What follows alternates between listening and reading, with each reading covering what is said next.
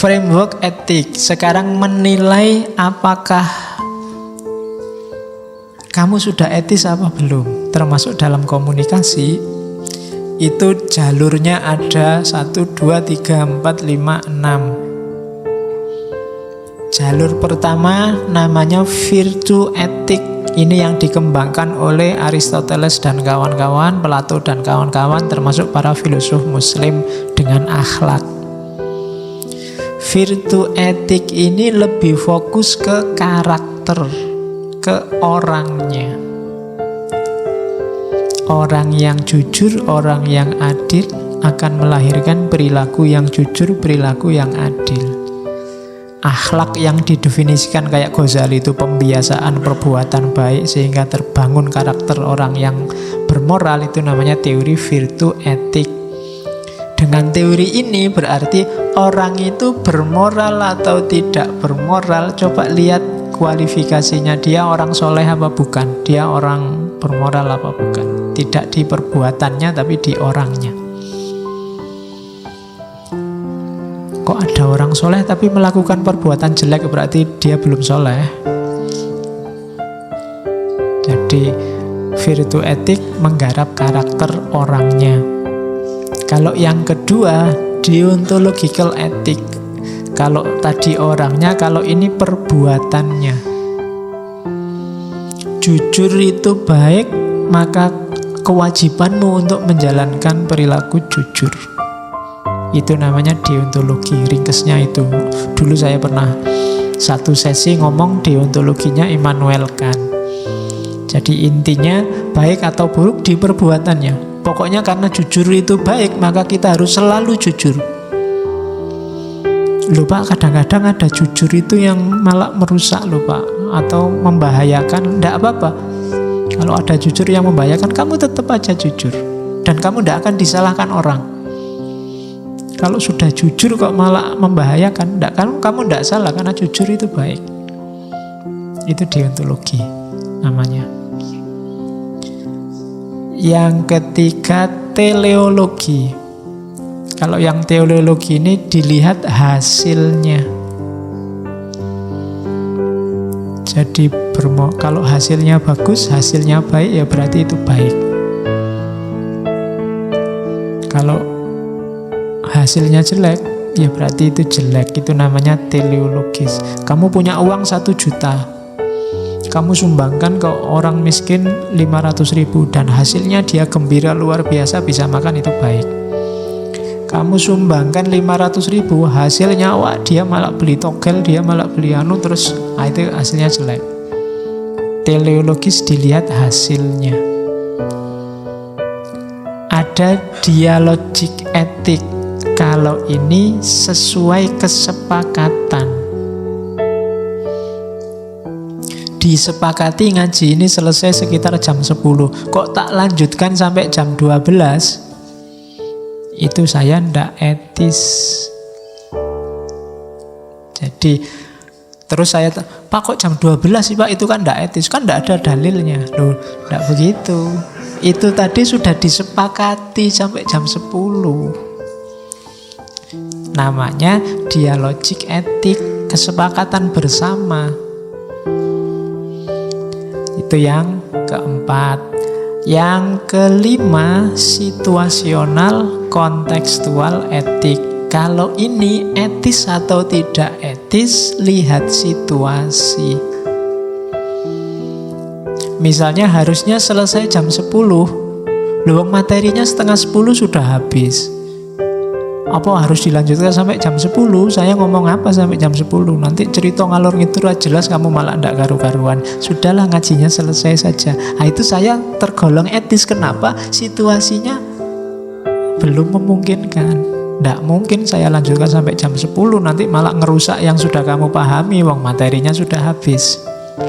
Itu namanya situasional etik. Dulu kamu punya prinsip ndak akan pacaran sebelum lulus. Kok yang dilalah temenmu podo punya pacar semua dan kamu terganggu. Wah, ini kalau ndak punya pacar susah, ini ndak lulus-lulus ini. Terus wah gantilah kalau gitu harus punya pacar. Oh kamu kalau gitu ndak etis, ndak, situasional etik. Situasinya menuntut begitu. Daripada aku tekanan batin nanti kuliahnya kacau misalnya. Ya, itu kontekstual etik namanya. Ada jenis etika semacam itu. Dan yang terakhir ini yang paling sering kita pakai, teleological etik. Kalau ini ikut aturan agama. Tadi tanya mana dalilnya, itu theological etik. Jadi bermoral atau tidak bermoral itu ternyata ya macem-macem. Bisa dilihat orangnya, bisa dilihat jenis perbuatannya, bisa dilihat tujuannya, bisa dilihat kesepakatannya, bisa dilihat situasinya, bisa dilihat dasar agamanya. Oh macam-macam. Lumayan kan dapat 1, 2, 3, 4, 5, 6. Itu kalau diceramahkan satu-satu ya sak sesi.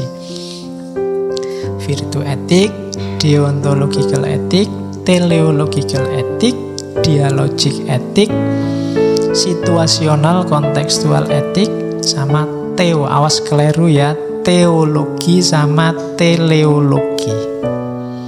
Kalau teologi itu agama, kalau teleologi dari asal kata telos yang artinya tujuan. Telos bahasa Yunani ya, bukan telos bahasa Jawa.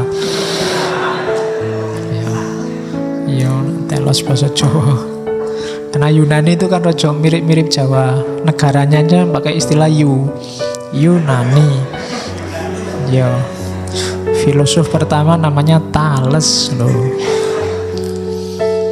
Filosof besarnya kan kayak di Indonesia. Kalau Jogja itu plat AB, kalau Yunani plat O. Ya kan ada. Loh, karena filosofnya kan plat O. Oke. Terus saya agak cepat. Kalau ini maunya saya loncati. Karena dulu saya pernah menyampaikan di Habermas. Jadi komunikasi itu salah satu dari tindakannya manusia ketika dia berhubungan dengan orang lain. Ringkesnya teorinya itu. Kalian bisa kembali nyari rekamannya teori kritis yang bagian Habermas. Isinya itu. Jadi hidup ini perilakunya manusia itu ada perilaku tadi ya, teleologis, normatif, dramaturgik, komunikatif. Nah, komunikatif ini yang kesepakatan. Kalau teleologis itu tujuan. Saya sholat biar hati saya tenang, itu teleologis.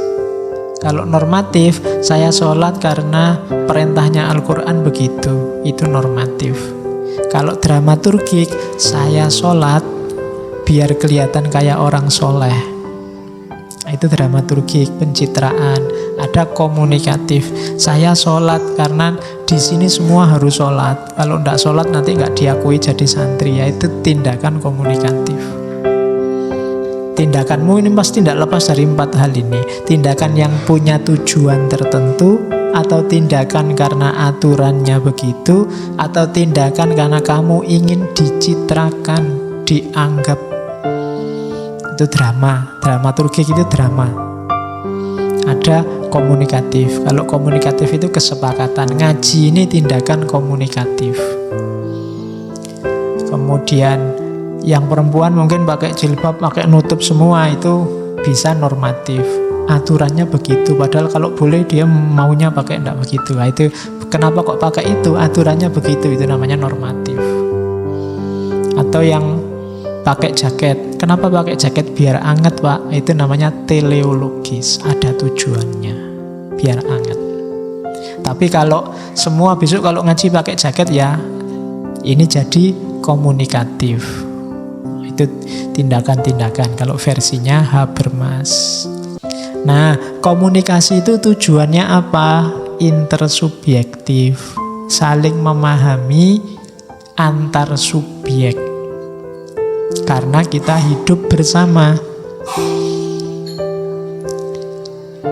Terus standarnya kalau di Habermas benar, tepat, tulus.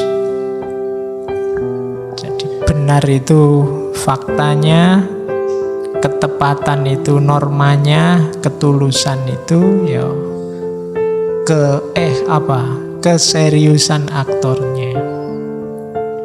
Saya ngomong misalnya di luar sekarang hujan. Nah, ini tidak benar karena di luar sekarang tidak hujan. Ini secara kebenaran salah. Di luar sekarang terang. Oh, ini yang benar. Kemudian ketepatan. Oh, yang diomongkan ketepatan itu misalnya gini.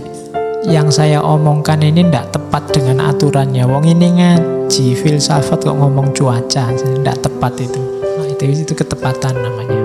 Orang harusnya ngomong apa, dia ngomong apa, itu ketepatan. Hubungannya sama norma dan ketulusan. Ketulusan itu ketika saya ngomong ini tadi tujuannya apa? Intensinya apa? Itu ketulusan. Ini panjang lebar sudah di Habermas. Wilayahnya namanya ruang publik, medianya bahasa. Hidup bersama orang lain kan medianya bahasa. Dan bahasa itu kan nggak cuma yang tertulis ada kata-katanya, yang tersirat juga kan bahasa. Saya garuk-garuk gini kan bahasa, kamu bacanya wah ustadznya gatel misalnya. Itu kan kamu bisa membunyikan, meskipun saya nggak ngomong saya sedang gatel, tapi kan kamu bisa membunyikan oh gatel. Kan ada bahasanya. Terus ada normanya namanya etika diskursus. Itu miliknya Habermas.